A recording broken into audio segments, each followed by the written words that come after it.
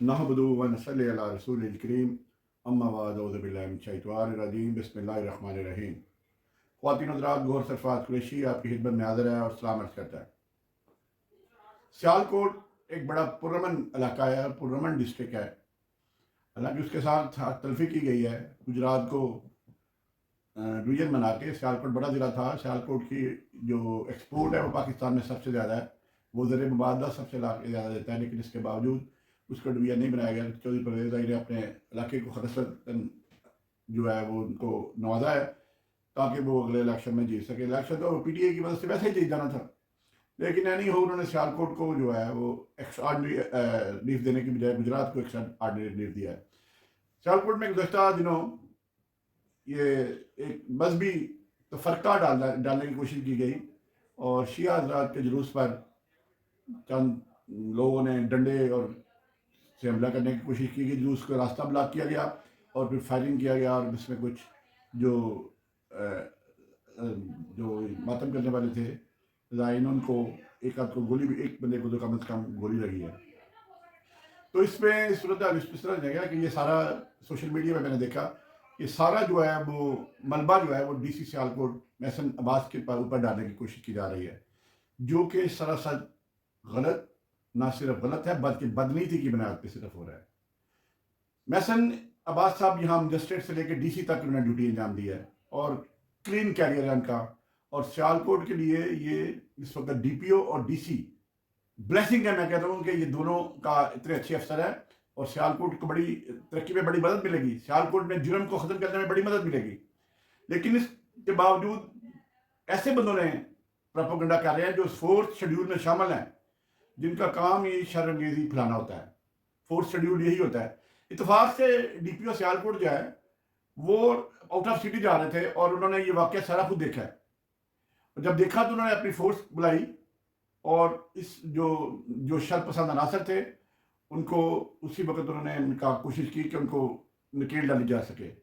उस पर 780 का पर्चा भी हुआ है, पुलिस ने दिया है। पुलिस को देना चाहिए था, क्योंकि जो ये आमने सामने फायरिंग, आमने सामने नहीं, एक तरफा फायरिंग हो रही थी।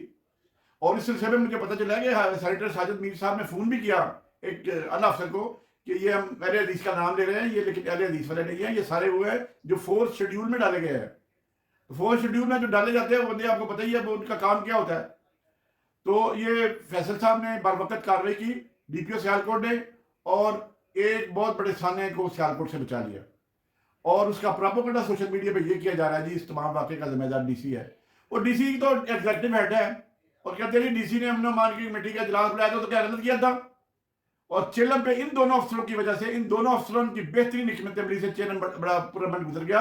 वरना ये जो शर्मंगेज़ी फैली हुई थी ये किसी बड़ा इसको तूफान में भी तब्दील हो सकती थी। तो ये DPO जो जब से ये फैसल साहब आए हैं, मैं एक तो आपको पता है, जो मेरे सुनने वाले सामीन नाजरीन पता है उनको कि मैं बटरिंग करता नहीं हूँ। मैं तो जो अफसरान ज़रा ऊँची नहीं जो, तो मैं तो उनको तुन के खिलाफ बोलता हूँ। मैं तो मेरी तो आदत है ये कि मैं स्पेयर नहीं करता, लेकिन जहाँ अच्छे बंदे हो वहाँ तारीफ करनी पड़ती है। मैं DPO सियालकोट फैसल साहब से आज तक नहीं मिला। मेरी एक दफ़ा सिर्फ उनसे बात हुई थी टेलीफोन पे, and I found him very honest, dedicated and fantastic officer. तो वो, और उसका मजीद मैंने तहकीक की, वो तो रात को सोता नहीं है।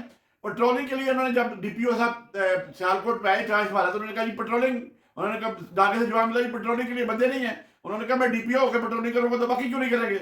तो वो बंदा सुबह 5 बजे सोता है, आके सारी रात पेट्रोलिंग होता है। इसकी वजह से ये हुआ कि सियालकोट में जराइम कम हो गया है। जब पेट्रोलिंग DPO बाहर आ जाएगा पेट्रोलिंग के लिए तो लाजिम बात है सबॉर्डिनेट्स भी उसको सबॉर्डिनेट्स को भी शर्म आएगी।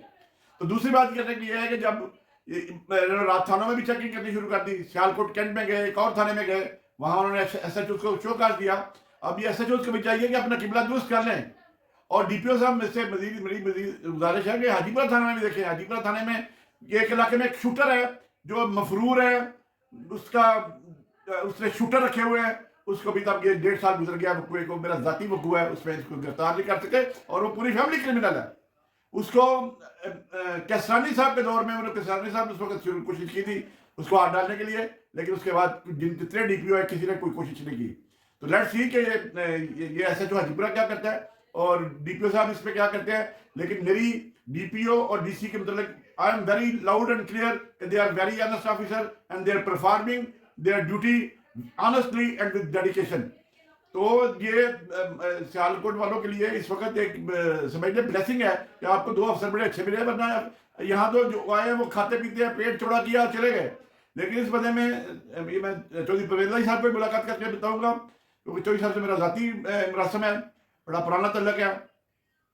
तो उनको मैं बताऊंगा कि सियालकोट की इंतज़ामिया किस तरह से ये अपना फ़र्ज़ शनाख्ती से अपना काम कर रही है। और ख़ातिन-ओ-ज़ात यही इसी के साथ मैं आपसे इजाज़त चाहूँगा, लेकिन एक बात मैं ज़रूर करना चाहता हूँ कि ज़हीर जो स्टेनोग्राफ़र था इल्लामा इक़बाल मौरी अस्पताल का, उसके खिलाफ बड़ी साजिश हुई है और इंशाअल्लाह अगले प्रोग्राम में इसमें साजिश को भी इनकार करूँगा। जो अफसर उसको पकड़ने वाला है वो खुद राष्ट्रीय अफसर है, वो सियालकोट में रहा है, वो अपना SHO, उसने कोई चीज़ नहीं छोड़ी। और दूसरा जिसने शिकायत किया उसने ज़हीर से कर्जा लिया हुआ था, ज़हीर ने मुझे खुद बताया था। बहरहाल ये बात इरादा करने वाली है, ये इंशाअल्लाह ताला किसी वक्त ये पूरा मैं इन्वेस्टिगेट करके प्रोग्राम करूँगा। ये सिर्फ अब ये बताने की ज़रूरत थी कि एक चिंगारी फेंकी गई और वो एक आग को भड़काने की कोशिश की गई, जिसको सियालकोट की इंतज़ामिया ने बर वक्त काबू किया, कंट्रोल किया, और उसकी लोगों को कुछ तकलीफ भी हो रही है, दिन को होती है। But the both officer did their job very well, और मेरा सलाम है उनको कि ये इतना बड़ा फितना उन्होंने फैलने से रोका है। मुझे दुआओं में याद रखें, इजाज़त दें, इंशाअल्लाह ताला बशर्ते ज़िंदगी फिर बात होगी। अस्सलामु अलैकुम व रहमतुल्लाहि व बरकातहू।